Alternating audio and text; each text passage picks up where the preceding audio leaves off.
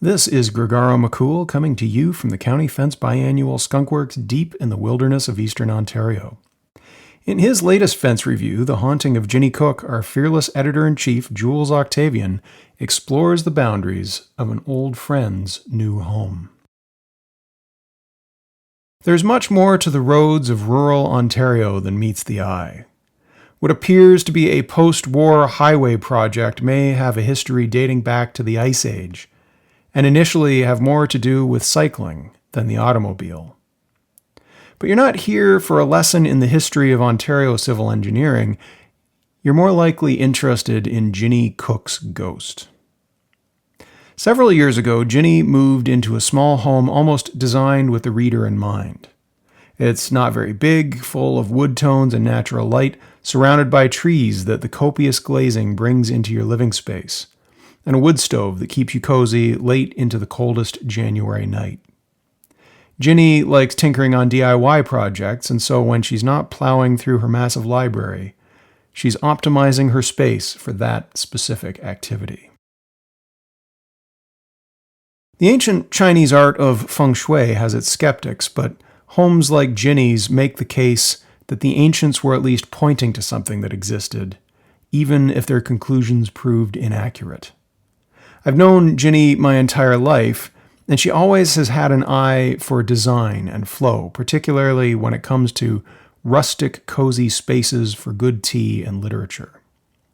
However, despite her best efforts, she just can't get this objectively perfect canvas right. The latest project has been screening the porch on the front of the house.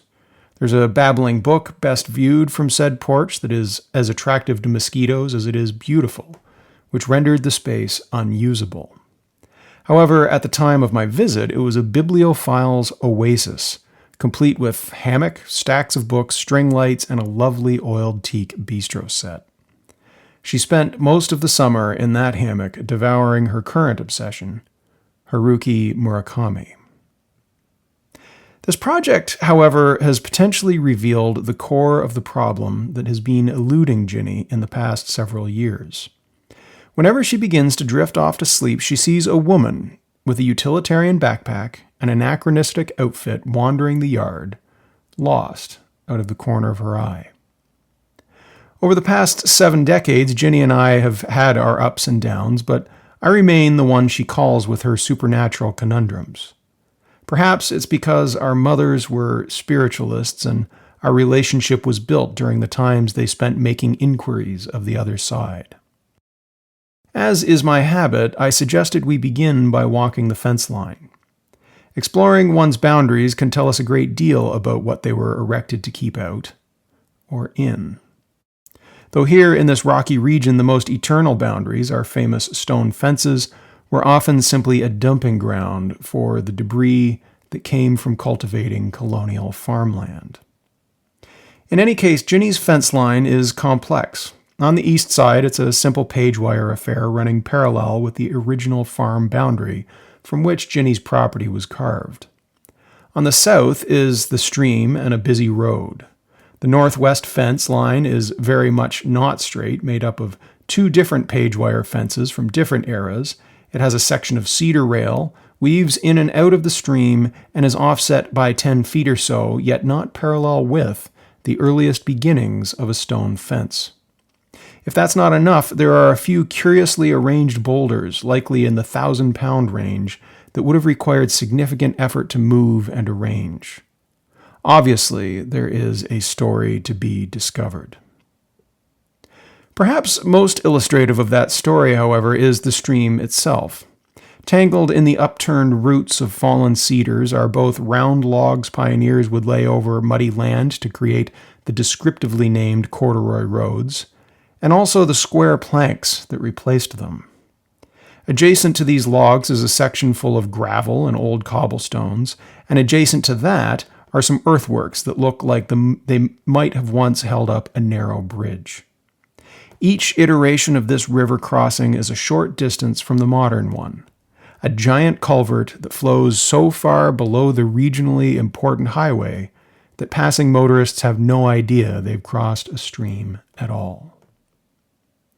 The piece de resistance, however, is the mighty and ancient oak tree bent at 2 right angles on the fence line just off of Ginny's front door. Before European settlement, it was common for indigenous people to bend saplings into specific shapes using ropes. The trees would then grow into these contorted shapes and mark paths or points of interest for up to 1,000 years. Often, these marked things like river crossings or where to find clean water. A glance at the topographic map fills out the rest of the story. Behind Ginny's house is a giant ridge running for miles that once made up the shoreline of glacial Lake Iroquois, an earlier version of Lake Ontario from when a glacier at present-day Montreal meant that it was 100 feet deeper. In front of Ginny's house is half a mile of lowlands surrounding the main river of the watershed.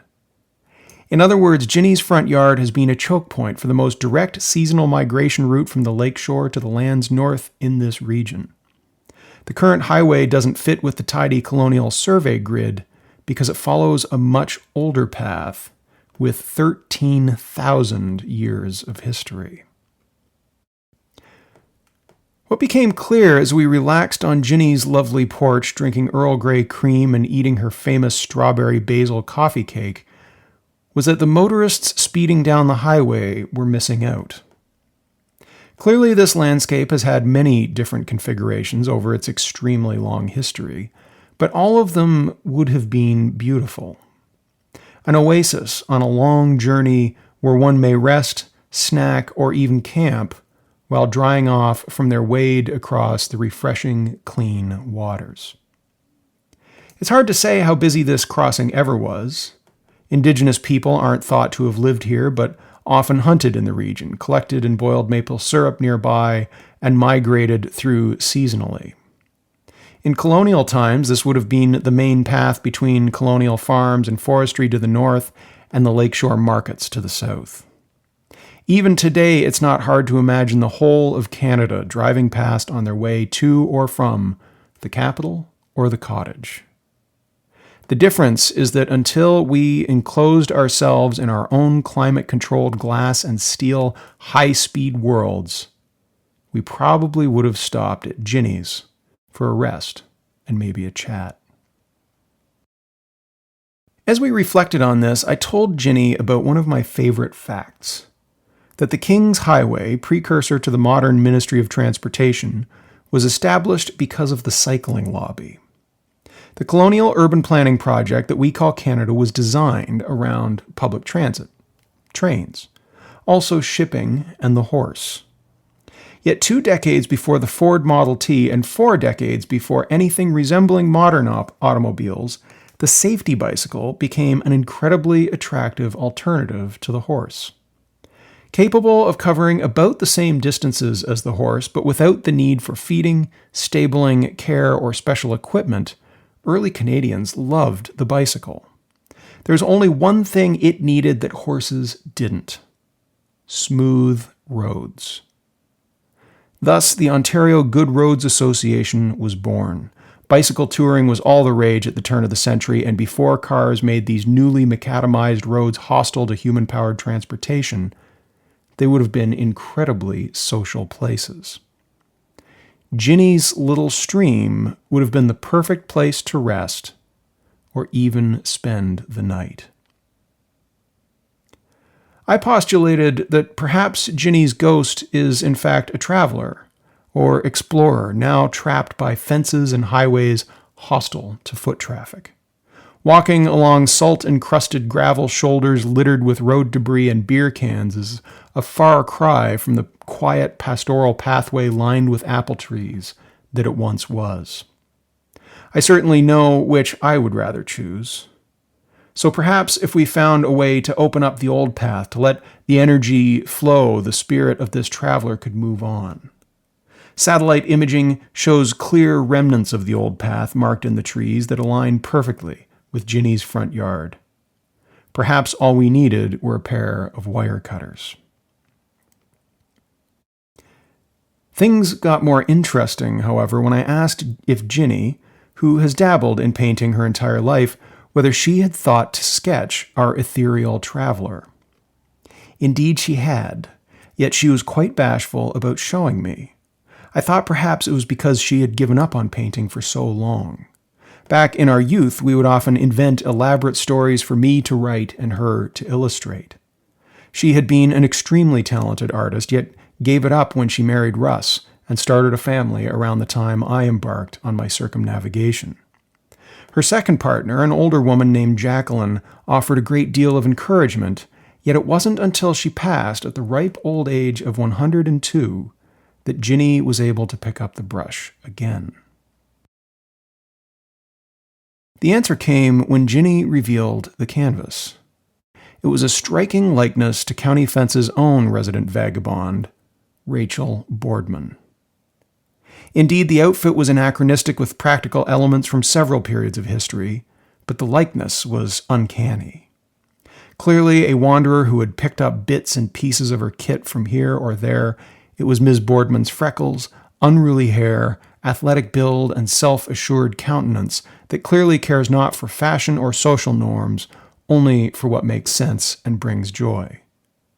I was gobsmacked, not least because Ginny had never laid eyes on Miss Boardman at all. Yet that's not how Ginny saw the subject. Rather, Jacqueline, having been a psychology professor and devotee of Carl Jung, Ginny thought she had seen yours truly. Or rather, I should say, my anima. In Jungian psychology, we each have an element of our psyche representing the opposite gender, and Ginny was rather embarrassed to think she had accidentally painted the feminine side of a person with whom she had once broken off an engagement. Truth be told, so much water has passed under the bridge of our relationship that the choices of our youth hardly matter. I have lived my life and she hers. Both of us have eventually found peace and joy through non-traditional lives, even if she did initially choose what appeared to be the safe route. And while it took some time, we did reconnect because the older one gets, the more one realizes how hard it is to know someone intimately. These sorts of relationships remain quite valuable, even if they don't play out quite the way we had anticipated. Life rarely does. The solution we came up with that afternoon was twofold. First, we clipped the fence to allow any wanderers through. Ginny says that one day she'll put in a gate and maybe some flowers, make it nice. But in the meantime, energy can flow the way it has for millennia, across the stream and under the outstretched and contorted trunk of that great oak tree.